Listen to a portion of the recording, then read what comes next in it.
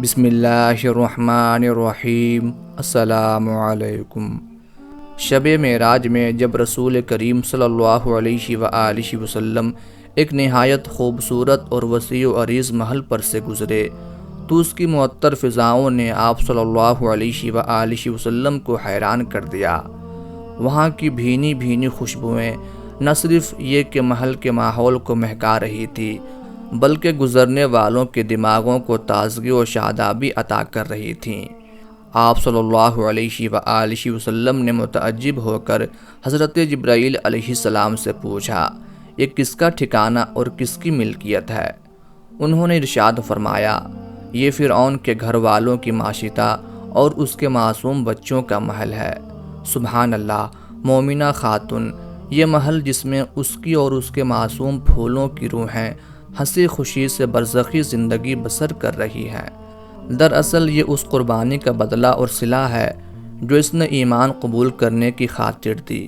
دولت دنیا سے محروم اور دولت ایمان سے مالا مال یہ خاتون اپنے پھولوں جیسے خوبصورت اور کبوتروں کی طرح بھولے بھالے معصوم بچوں کا پیٹ پالنے کے لیے اس دور کے مغرور و سرکش بادشاہ کے محل میں مزدوری کرنے چاہتی اور دن بھر کام کر کے شام کو واپس لوٹتی، معصوم بچوں کو کھانا کھلاتی اور اللہ کا شکر ادا کر کے سو جاتی، صبح سویرے بچوں کو ناشتہ تیار کر کے کھلا دیتی اور محل میں جا کر اپنے ذمے لگائے گئے کام سر انجام دیتی۔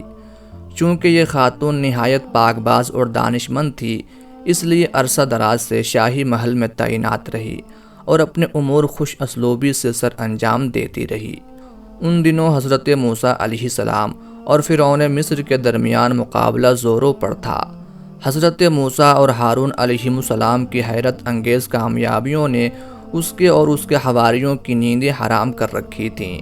چونکہ اس متکبر ظالم کے پاس اقتدار تھا، فرعون مصر، اس لیے وہ جب بھی سنتا کہ اس کی قوم کے کسی باشندے نے ایمان قبول کر لیا ہے تو اسے خوفناک سزائیں دیتا، کسی کے ہاتھ پاؤں کٹوا دیتا اور کسی کو لکڑی کے تختے پر لٹکا کر اس کے ہاتھوں اور پاؤں پر میخیں ٹھوک کر سر عام لٹکا دیتا۔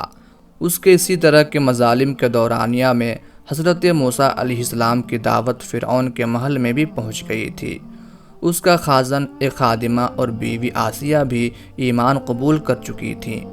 وہ جب کبھی سنتی کہ حضرت موسیٰ علیہ السلام غالب رہے ہیں اور فرعون زچ ہو گیا ہے تو وہ دل ہی دل میں خوش ہوتیں اور اپنے ایمان کا اظہار نہ کرتیں، مبادا کہ فرعون کو بھنک پڑ جائے اور وہ انہیں عذاب کی چکی میں پیس ڈالے۔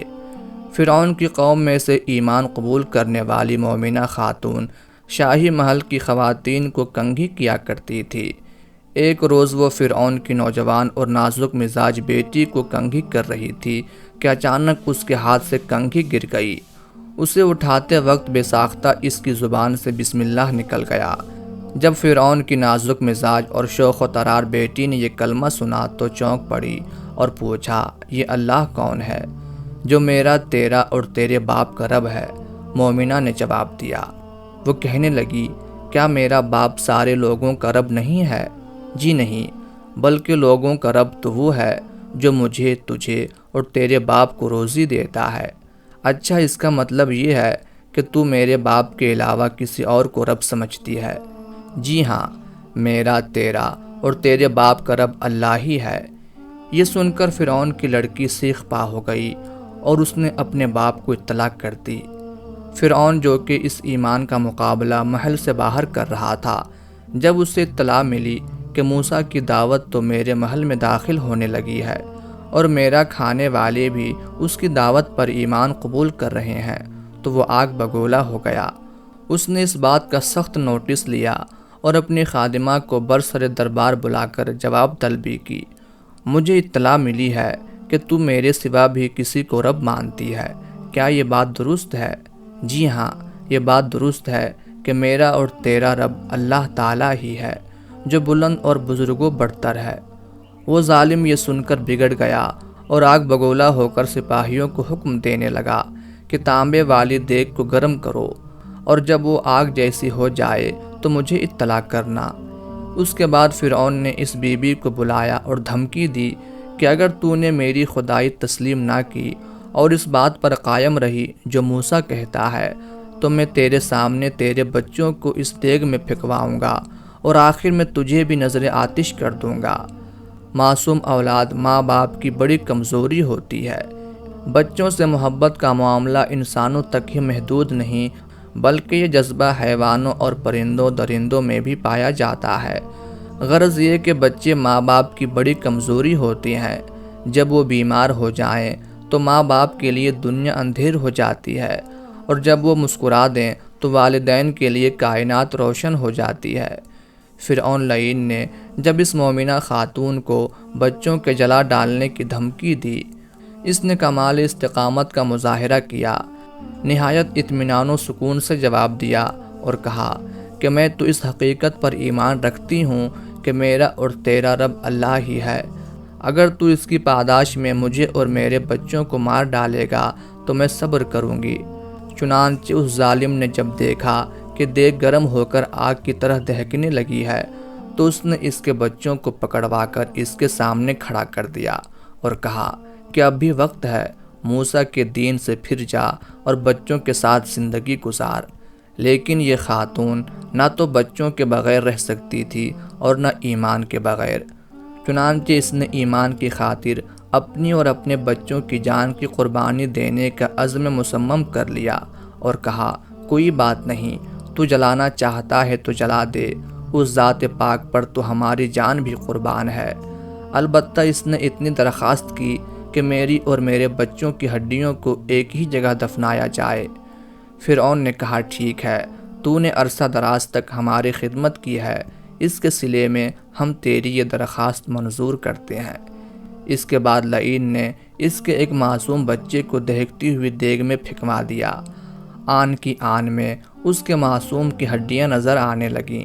فرعون انتظار کرنے لگا کہ اب یہ خاتون میرے پاؤں پکڑ کر منت سماجت کرے گی، لیکن اس اللہ کی بندی نے اس جان کا صدمے کو نہایت استقلال سے برداشت کیا اور صبر و شکیب کا مجسمہ بنی رہی۔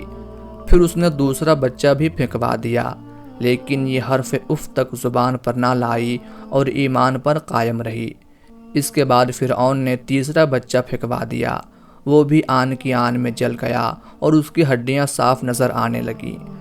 جب اس نے دیکھا کہ یہ تو ٹس سے مس نہیں ہوتی تو اس کی آتش غضب بھڑکی اور چوتھا بچہ بھی دیگ میں پھینکوا دیا۔ سب سے آخر میں چھوٹے بچے کی باری آئی اور وہ اس وقت اپنی ماں کی چھاتی سے دودھ پی رہا تھا۔ فرعون کے سپاہیوں نے جب اسے ماں کی گود سے چھینا اور اسے گھسیٹتے ہوئے دیگ کی طرف لے جانے لگے تو ماں کے صبر کا پیمانہ لبریز ہو گیا۔